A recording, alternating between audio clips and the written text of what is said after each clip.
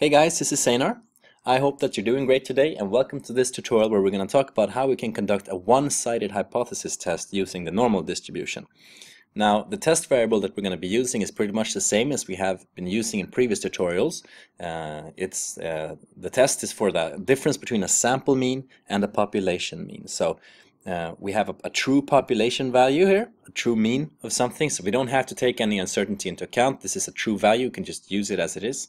And we have a sample mean, which, because we're using a sample, is going to have a certain degree of uncertainty around it. We don't know exactly what this value is in the population. So we're going to have to take the standard deviation, which is the variation around the mean in our sample, into account, and we're going to have to take the sample size into account. And together these make up the standard error.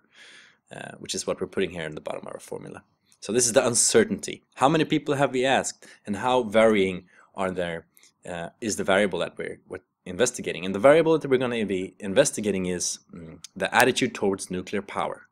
So this is the population of a village close to a nuclear power plant, and its entire population. This is not a sample, this is everyone in the village, and we've asked them about their attitude towards nuclear power.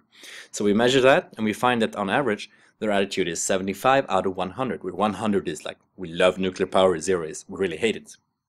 So that we want to know if this has changed after the event that the nuclear power plant that they live close by explodes and burns the whole village to the ground. Okay, so the power plant explodes and the village is burned around, people are scattered all over the place, but somehow we miraculously managed to get a random sample. That's really great.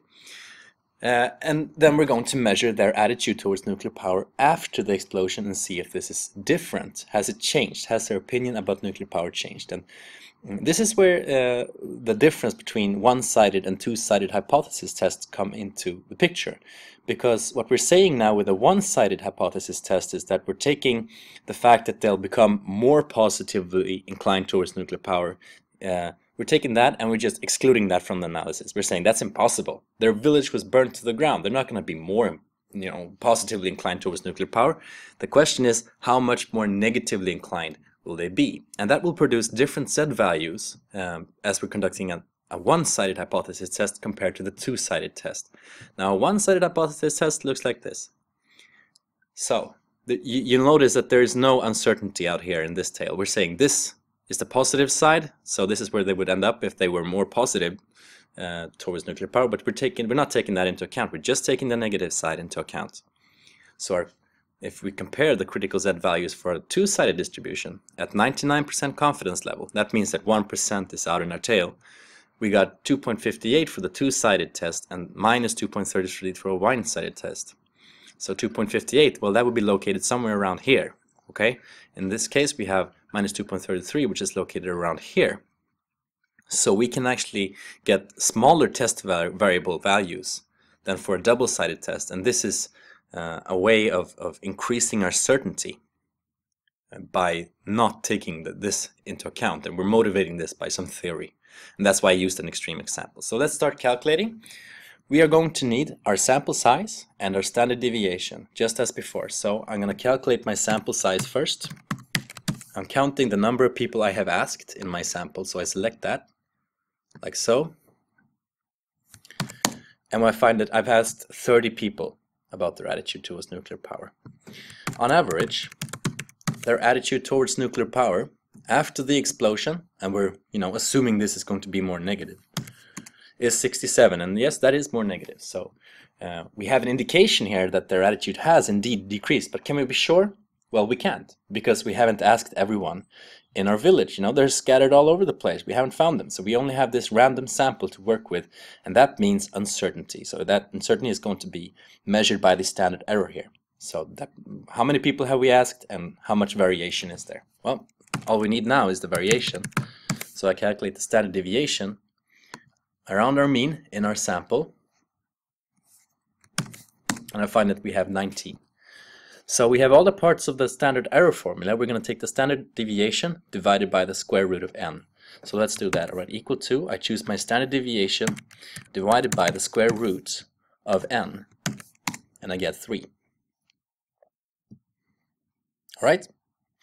Now, this is actually all we need for our test variable as well, because we have our sample mean, the attitude towards nuclear power after the explosion. We have the population mean, which is the attitude towards nuclear power in the entire village before the explosion, and we have our standard error. So what we're going to do is going to write equal to, I need a parenthesis there, I'm going to take the difference between these two means here, and I'm going to divide that by the standard error, which I have right here. And I get a test variable minus 2.34. Now, this is actually everything I need, because we have these great tables over the critical Z values that I have looked up. So we can just start comparing and checking, has there been a significant change in their attitude towards nuclear power or not. Okay, so what we're testing is the null hypothesis, in other words, that there is no difference, that it's equal to 0. And we're asking ourselves, is our test variable larger than our critical Z value? Now, for a one-sided hypothesis test at 99% confidence level, this critical Z value is minus 2.33. Now the minus here is important, okay? That's minus. So is our test variable smaller than our critical Z value? Well, 2.34 is smaller. Well, it's on the negative side, so it's more negative than our critical Z value. So H0, the idea that there is no difference, can actually be refuted. We're saying false. Now please note here that when we conducted our two-sided test, we found that we could not refute the null hypothesis, because 2.34 in absolute terms is not larger than 2.58. So this is the difference.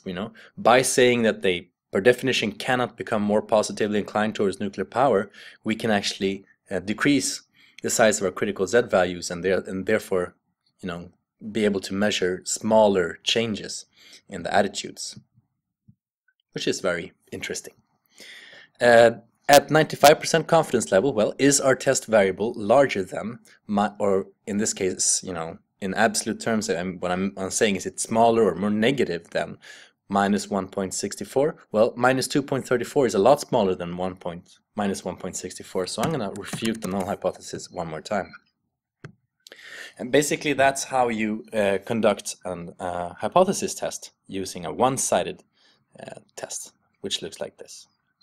So what we found is that minus 2.34, well, it's going to be located right outside the critical limit for a 99% confidence level test. So that is pretty much what we've been doing.